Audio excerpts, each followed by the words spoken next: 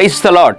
ఉదయకాల సమయంలో దేవుని బిడ్డలారా, ఏమైపోతుందో ఏమో, పలాంది ఏమైపోతుందో ఏమో, బిడ్డలు ఏమైపోతారేమో, కుటుంబం ఏమైపోతుందో ఏమో, నా ఉద్యోగం ఏమైపోతుందో ఏమో, నా పరీక్షలలో నేను ఏమైపోతానేమో, నా ఇంటర్వ్యూలో ఏమైపోతానేమో, రకరకాలుగా ప్రతిరోజు ఏది పట్టుకున్నా భయం భయం భయం భయం నిన్ను వెంబడిస్తూ ఉందా?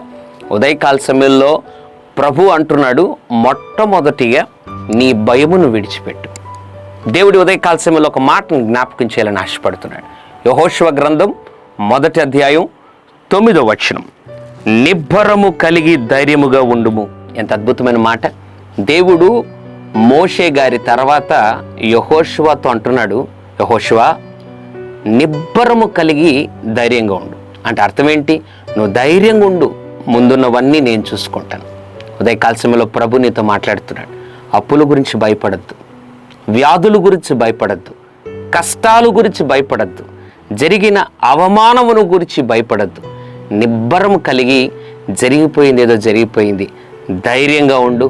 నీ జీవితంలో ఈ మాసంలో దేవుడి వాగ్దానాన్ని నమ్మగలిగితే, అట్లు ప్రార్థించగలిగితే గొప్ప కార్యాలు ప్రభు నీ కుటుంబంలో జరిగించబోతున్నారు. పరిశుద్ధ తండ్రి, నీకు వందనాలు. నిబ్బరము కలిగి ధైర్యంగా ఉండు అని మాట్లాడారు. ఎంతమంది అయితే భయపడుతున్నారో, ఏ విషయములో వారు భయపడుతున్నా, ఇప్పుడే యేసు నామములో వారి భయము వారిని విడిచిపోవునుగాక. ధైర్యపరచమని ప్రభు ముందుకు గొప్ప కార్యాలు చేయమని యేసు నామములో ప్రార్థిస్తున్నాం తండ్రి. ఆమెన్. God bless you.